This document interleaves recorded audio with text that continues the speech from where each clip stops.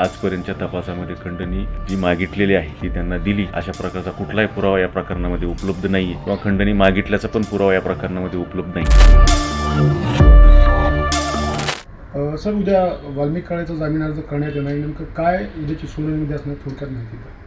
त्याच्यामध्ये असं आहे की 14 तारखेला वाल्मिक कराड यांना कोर्टाने न्यायालयीन कोठडी सुनावल्याच्या नंतर त्या दिवशीच आम्ही तात्काळ त्यांचा जामीनचा अर्ज दिला होता. त्या जामीनचा अर्ज दिल्याच्या नंतर सन्मान्य कोर्टाने त्याच्यावरती सरकार पक्षाचा आणि तपासी अधिकाऱ्याचं जे आहे त्याचं उत्तर मागवलं आणि ते उत्तर मागवल्याच्या नंतर त्याची सुनावणी काल ठेवली होती आणि त्यांनी त्याच्यामध्ये तपासी अधिकारी असतील आणि सरकार पक्षाने त्याच्यामध्ये त्यांचं लेखी उत्तर दाखल केलेलं आहे. काल सुनावणी होती, परंतु माझ्या प्रकृती अस्वस्थतेमुळे मी न्यायालयात उपस्थित राहू शकलो नाही. त्यामुळे कोर्टाने ती सुनावणी तहकूब केली आणि उद्या त्याची सुनावणी ठेवलेली. या प्रकार नाही, कॉल्सबद्दल या प्रकरणामध्ये नाही. हा जो खंडणीचा गुन्हा आहे त्याच्यामध्ये न्यायालयीन कोठडी सुनावणी तो जामीनचा अर्ज जो आहे ते न्यायालयासमोर न्यायप्रविष्ट आहे. त्याची सुनावणी उद्या आहे. बेसिकली त्याच्यामध्ये आमच्या पक्षकाराचं असं म्हणणं आहे या गुन्ह्याशी जो आहे त्यांचा काही संबंध नाही आहे, प्रत्यक्ष किंवा अप्रत्यक्ष. त्यांच्यावरती जे आरोप केलेले आहेत ते आरोप केवळ एक मीडिया प्रेशरखाली आणि एकंदर या गुन्ह्याची पार्श्वभूमी जर पाहिली तर त्यांना या गुन्ह्यामध्ये खंडणीच्या गुन्ह्यामध्ये विनाकारण गवलेलं आहे आणि त्यांच्याविरुद्ध कुठलाही पुरावा नसताना त्यांना या प्रकरणात आरोपी केलेला आहे असा त्यांचा एकंदर न्यायालयासमोर स्टँड आहे. प्रकरण दाखल करायला झालेला जो उशीर आहे आणि तो जो उशीर झाला आहे तो हे दर्शवतो की त्यांना इंटेन्शनली या प्रकरणामध्ये गुंतवलेलं आहे आणि मुळामध्ये त्यांनी जो त्यांच्यावरती कलम लावलेले आहेत ते कलम जर पाहिले तर 308, 1, 2, 3, 4, 5 जे हे कलम आहेत आपण जर पाहिले तर प्रत्येक कलमामध्ये त्याची वेगळी डेफिनेशन दिली. त्यानुसार ते जर पाहायला गेलं तर खंडणी मागितली, खंडणी दिली आणि खंडणी घेतली.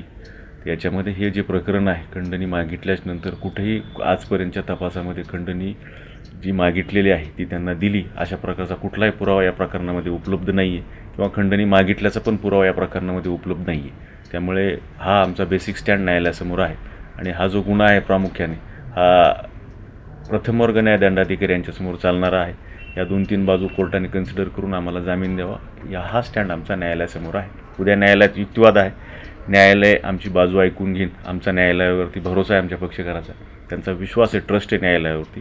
कदाचित आमची बाजू ऐकून घेऊन सन्मान्य कोर्ट उद्या काय आदेश करेल हे उद्या सांगता येईल. आज त्या गोष्टी काय सांगता येणार. 15 त्यांच्यावरती एकंदर त्यांच्या गुन्ह्याच्या संदर्भाने आम्ही आमच्या पक्षकारांनी त्यांच्या गुन्ह्याच्या संदर्भात ज्या बातम्या प्रकाशित झाल्या किंवा जे झालं त्याच्यानंतर आमच्या पक्षकारांनी संबंधित तपासी अधिकारी यांच्याकडे त्यांच्यावर दाखल गुन्ह्याची यादी 14 गुन्हे त्यांच्यावरती दाखल होते. त्याच्यापैकी त्यांच्यावरती 11 ते 12 गुन्हे त्या गुन्ह्यातून ते दोषमुक्त झालेले आहेत.